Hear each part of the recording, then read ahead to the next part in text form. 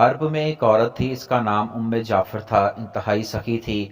लोगों में ऐसे तकसीम करती थी कि दाएं और बाएं हाथ दोनों एक दूसरे से लाइलम होते। कुछ दिनों से वो एक रास्ते से गुजरने लगी। इस रास्ते पर दो अंधे बैठे होते। ये दोनों सदाएं लगाते। एक ही सदा होती, इलाही मुझे अपने फजलो करम से रोजी अता कर। दूसरा अंधा कहता, या रब मुझे उम्मे जाफर का बचा हुआ अता कर। उम्मे जाफर इन दोनों की सदाएं सुनती और दोनों को अता करती। जो शख्स अल्लाह का फजल तलब कर रहा था, इसे 2 दिरहम देती, जबकि उम्मे जाफर के फजल के तलबगार को एक भुनी हुई मुर्गी अता करती। दिलचस्प बात यह है कि जिसे मुर्गी मिलती, वो अपनी मुर्गी दूसरे अंधे को 2 दिरहम में बेच देता। कई दिनों तक ये सिलसिला चलता रहा। एक दिन उम्मे जाफर इस अंधे के पास आई, जो उम्मे जाफर का फजल तलब करता था, और इससे सवाल किया, क्या तुम्हें 100 दिनार मिले हैं? अंधा हैरान हो गया। इसने कहा, नहीं, मुझे सिर्फ एक भुनी हुई मुर्गी मिलती थी जो मैं 2 दिरहम में बेच देता था। उम्मे जाफर ने कहा, जो अल्लाह का फजल तलब कर रहा था, मैं इसे 2 दिरहम देती और तुम्हें भुनी हुई मुर्गी में 10 दिनार डालकर देती रही। इसी तरह 2 दिरहम वाले शख्स को 10 दिन में 100 दिनार मिल गए। अंधे ने अपना सर पकड़कर पीटना शुरू कर दिया।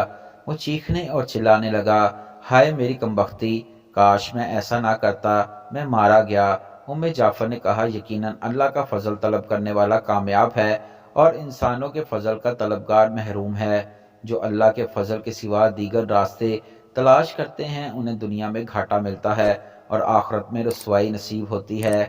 कम ही ऐसे लोग होंगे जो फाकों से मर जाते होंगे।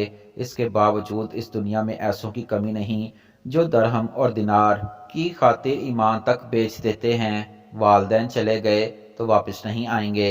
एक शख्स अपने बूढ़े वालिद की बीमारी पर दिल खोल कर खर्च कर रहा था।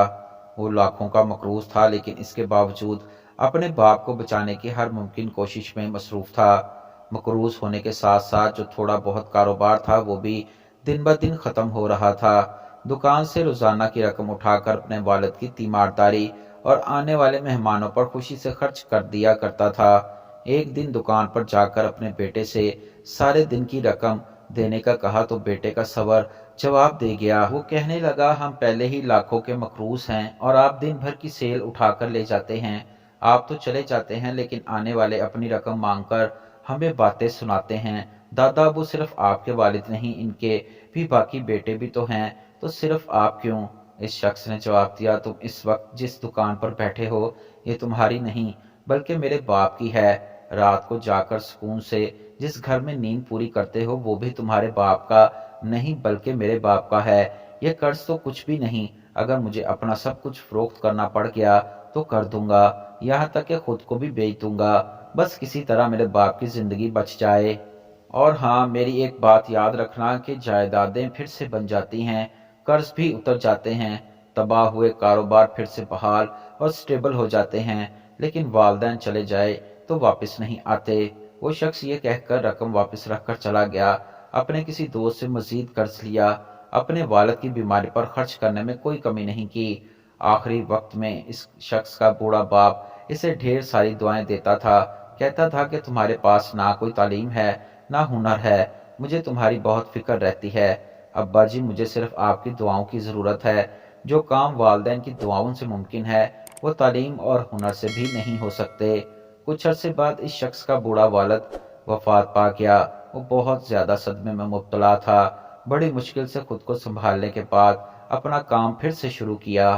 कभी कभी लगता था कि जितना मकरूज है, जायदाद फरोख्त करने के बाद भी कर्ज नहीं उतार पाएगा, लेकिन बरकतों का नज़ूल ऐसा हुआ कि सिर्फ 1 साल में वो सारा कर्जा उतार दिया। इसके बाद वही दुकान फिर से सेट कर दी। पूरी दुकान के साथ साथ गोदाम भी भर दिया। एक दिन इसी जगह बैठकर अपने इसी बेटे से पूछा, कर्ज उतर गया, दुकान भर गई, गोदाम भर गया, कोई कमी तो नहीं है? जी बिल्कुल, सब कुछ हो गया। ऐसा लगता है जैसे कोई मोजज़ा है। मैंने कहा था कि जायदाद बन जाती है, कर्ज उतर जाते हैं, कारोबार फिर से बहाल हो जाते हैं। जिंदगी में ये सब कुछ मुमकिन है, लेकिन वालदैन चले जाएं तो वापस नहीं आते। देखो, आज सब कुछ हो गया, ये इनकी दुआओं का नतीजा है, लेकिन आज वो नहीं हैं। वो शख्स नम आंखों से ये कहकर चला गया और इसका बेटा, वो बेटा कई घंटे बैठकर रोता रहा।